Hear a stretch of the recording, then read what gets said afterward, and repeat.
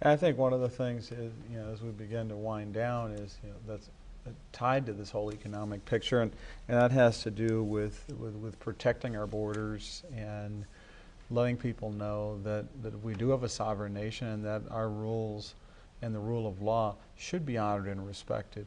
What are some of the pieces of legislation that you would like to put forward in endorsing, that very important concept? Again, the immigration issue is another hot rail that nobody wants to tackle. I think President Bush came out with a program and he had some support from the Democrats and some support for some of the liberal Republicans, but he just couldn't get enough support to get it off the ground.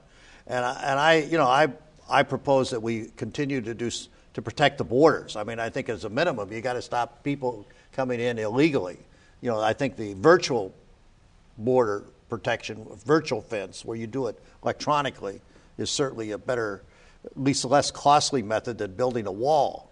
But if we have to build a wall, then so be it. But I think my approach, which I don't think has been adopted or discussed at all, is to develop Mexico to a point where the people will not want to leave, that the jobs in Mexico are just as high paying as they are in the United States, so that these people don't have to come. I mean, they have what they call and I can't pronounce it, but it's a maquiladora program right now, where if you build manufacturing plants just over the border, that they allow trade-free goods to come into the border, so they get the advantages of the low-cost labor and they don't have to pay tariffs. Now, that with the NAFTA, that has been modified, so there's only certain goods today that are restricted, but still there are some restrictions.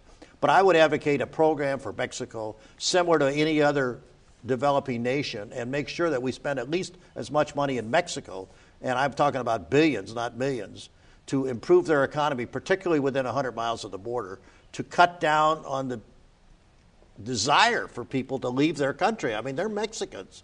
They would want to stay there if they could find jobs that were compensating them adequately.